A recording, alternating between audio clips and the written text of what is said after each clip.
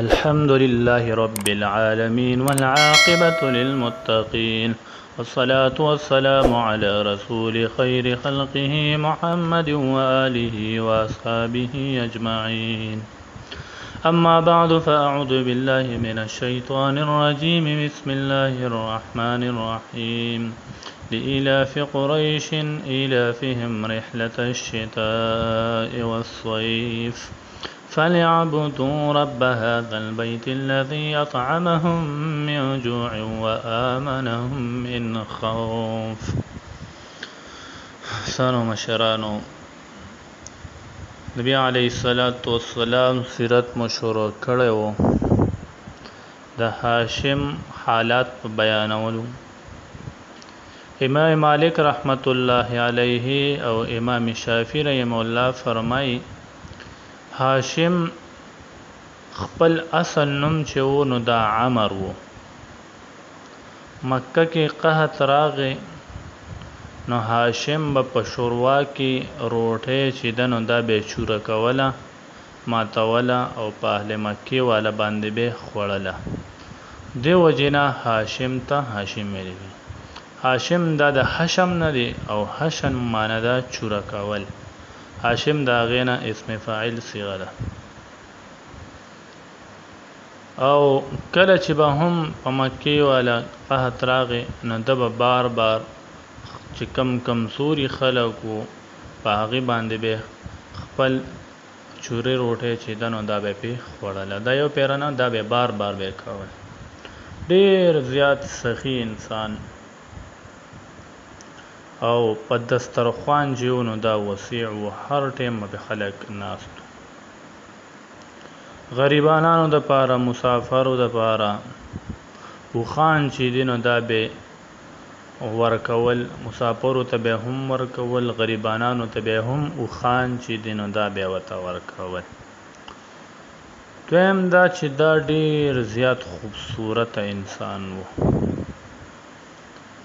هغه نور نبوت چې د نبوت کم نور دی هغه به د پتمدی کې هبه پړه کېدو. د بنی اسرائیل علماو چې کله به دی ولیدل هغه به د ته په سجده باندې شو او د لاس چې دی نه دا به ښکلول. د عربو قبایلو دغه رنګ د بنی اسرائیل علماو خپل لونه چې دی نه دا به هاشم باندې پیش کولې چې ته د دوی سره نکاح وکړه. تر دې پورې چې یو پیرا هرقل چې د شاروم بادشاه دی هغه هم هاشم د خط ولیکو وته ویل چې رستا د سخا چې څومره سخی داغه ماته اطلاع را رسیدلې ده، لہذا د دې په وجه باندې زتا ته خپل لور شهزاد کې چې دا ډیره خوبصورت ده دا د تا د پنیکا باندې درکو ته دل تراش او زما د لور شهزادګي سره نکاح. هاشم د هغه د نکاح نه انکار وکړو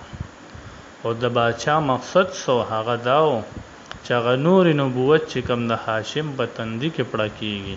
د خپل کور طرف ته منتقل کی. هاشم بل کار څه کړو،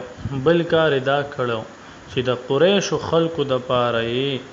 د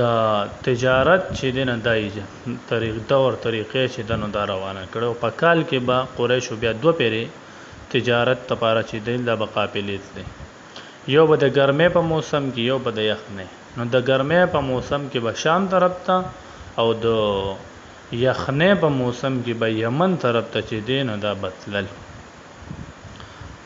دیو جن الله جل جلاله دې د پاره انعام په تور لإلاف قریش سورۃ چې دین دا نازل کړي چې تاسو زما دې انعامات ته چې دا وګوره.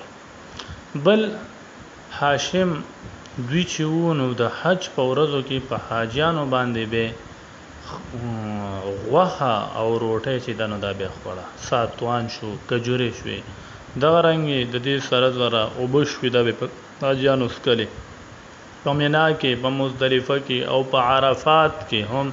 د قرنګ تنظیم چېونه دا وو. ادي بل ترزوی امیہ بن عبد الشمس چې د هاشم د ترزوی د جاغر د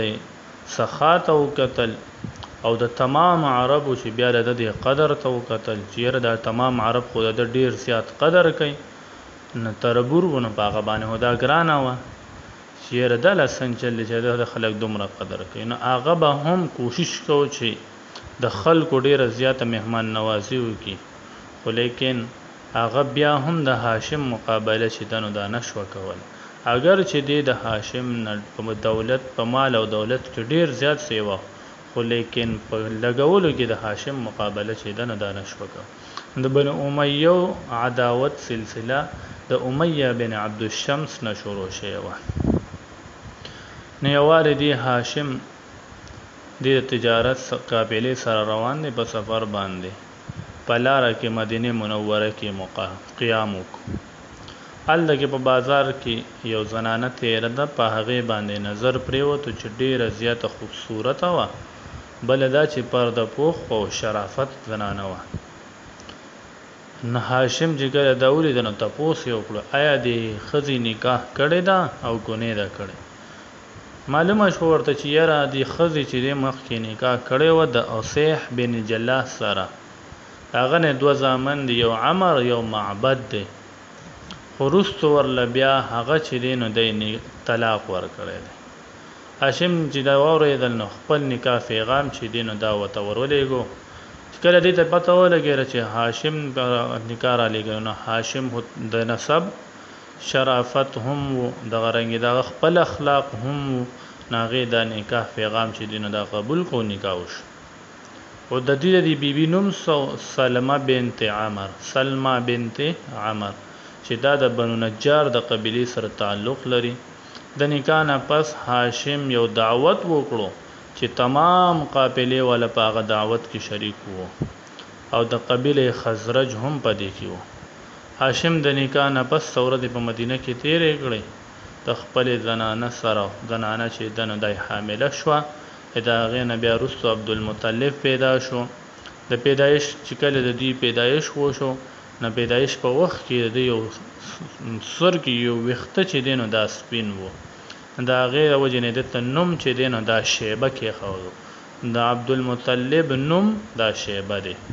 هاشم د قافلې سره ووتو غزا طرف ته روان شو کله چې غزا ته ورسېدو نو هلته کې دوی ته وفات راغلو د 25 سال عمر کې 15 کاله عمر کې هاشم د دنیا نه رخصت شو او په غزا کې چې دی نو دا دفن شو ان شاء الله بل دغه کې به د عبدالمطلب واقعات چې دی نو دا به بیانو الله یې عمل کوو